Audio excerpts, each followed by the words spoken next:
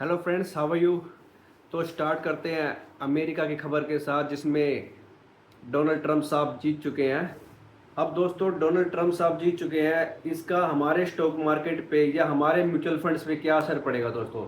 अब देखिए दोस्तों, वो इंसान ऐसा इंसान है जो स्टॉक मार्केट के लिए बेनिफिशियल हो सकता है, क्योंकि वो बंदा एक बड़ा इन्वेस्टर है दोस्तों।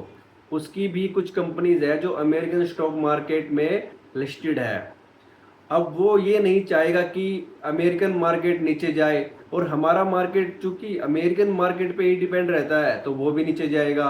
तो वो दोस्तों हर वो संभव कोशिश करेगा कि जो इन्वेस्टर है उनका दिल ना तोड़ा जाए, और स्टॉक मार्केट को उसके हिसाब से चलने दे, ज़्यादा छेड़ाछाड़ी नहीं करने देंगे वो। इस तरीके का उनका माइंडसेट रहता है।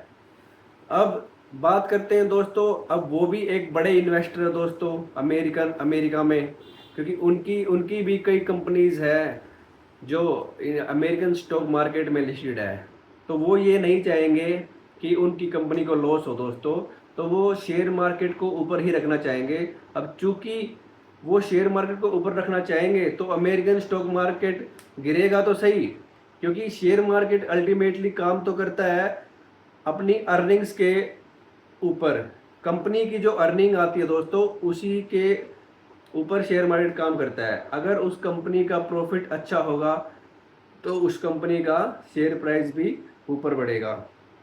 लेकिन दोस्तों, ये बात समझने की है कि ये जो पीएम कैंडिडेट, राष्ट्रपति कैंडिडेट, ये कोई भी छोटी मोटी घटना जो होती है वो शेयर मार्केट को लॉन्ग टर्म के लिए इफेक्ट नहीं कर सकती। ये सिर्फ शॉर्ट टर्म के लिए होता है।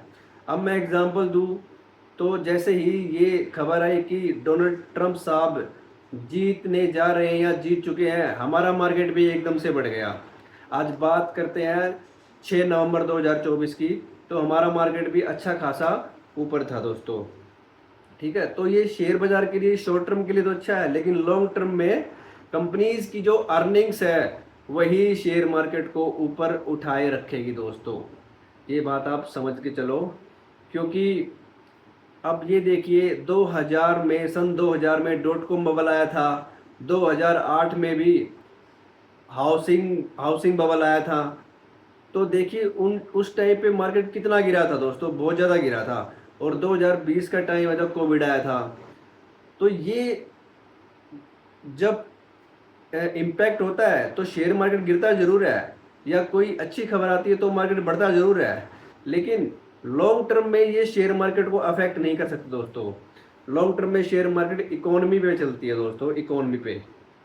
अब चूंकि अमेरिका ने भी 50 बेसिस पॉइंट रेट कट किया है, लेकिन उसके बाद भी जो फॉरेन इंस्टीट्यूशनल इन्वेस्टर हैं वो इंडिया में पैसा डाल ही नहीं रहे हैं दोस्तों। वो भी पिछले 15-20 दिनों से पैसा विड्रॉ करे जा रहे हैं, विड्रॉ करे जा रहे हैं, विड्रॉ करे जा रहे हैं, जिसके कारण हमारा शेयर मार्केट भी काफ़ी नीचे आ चुका है। और हमारे जो म्यूचुअल फंड्स है, रिटेल इन्वेस्टर है, उन्होंने काफ़ी मदद की है दोस्तों इस बीच में। तो उन्होंने काफ़ी अपना पैसा डाला है शेयर मार्केट में, जिसके कारण उतना इफेक्ट शेयर मार्केट में नीचे की तरफ देखने को नहीं मिला है। अब दोस्तों बात करते हैं कि लॉन्ग टर्म में शेयर मार्केट जो है वो कहाँ पे जाएगा। अब दोस्तों, इंसान हो या शेयर मार्केट, वो लॉन्ग टर्म में ऊपर ही जाएगा। ठीक है दोस्तों, इंसान को भी एक बार ऊपर जाना है और शेयर मार्केट को भी ऊपर ही जाना है दोस्तों। तो इस चीज़ को आप इतना वो सीरियसली मत लीजिए कि मार्केट गिर रही है, क्या होगा मार्केट में आने वाले सालों में। देखिए दोस्तों, अपनी एसआईपी को कंटिन्यू रखिए, चाहे कुछ भी हो। मार्केट गिरे तो अपनी एसआईपी को बढ़ा दीजिए, मैं तो ये सजेशन देता हूँ। और अपनी एप्लीकेशन को डिलीट कर दे। सबसे ज़्यादा वेल्थ क्रिएट तो वैसे ही होगी दोस्तों। ये हमारी डेली न्यूज़ के लिए तो अच्छा है, शेयर मार्केट के बारे में तो अच्छा है कि हम तरह तरह की जो न्यूज़ आती है वो पढ़ते रहते हैं, वो हमारी जनरल अवेयरनेस के लिए अच्छा है।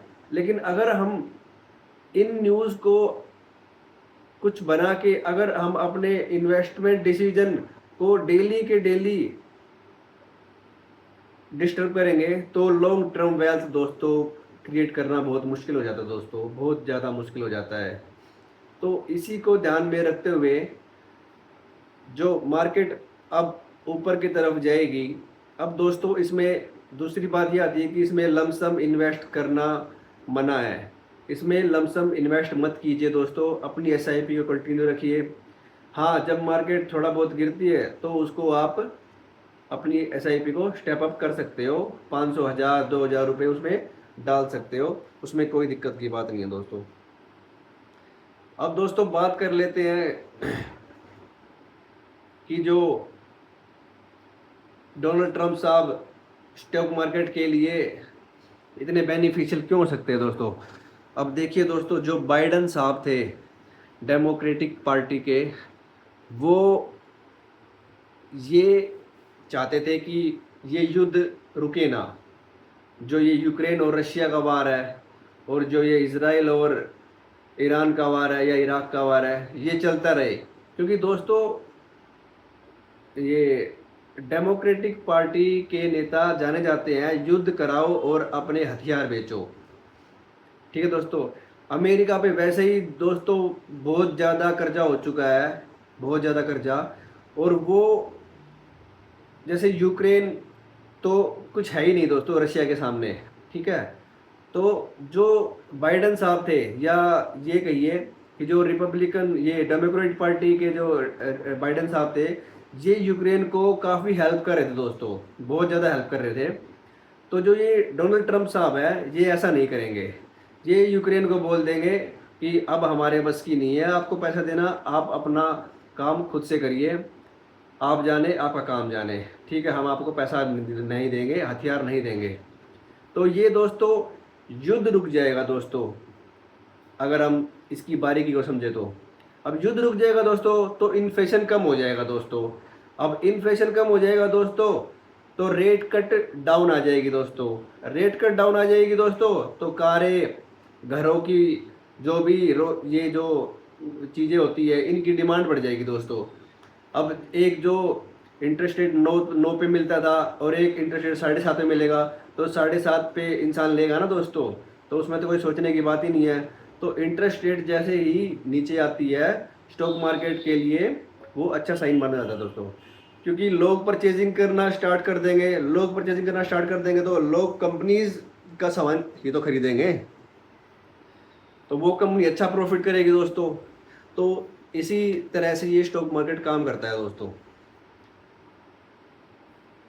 तो चलिए यहीं तक रखते हैं, कल फिर मुलाकात होगी, तब तक के लिए थैंक यू।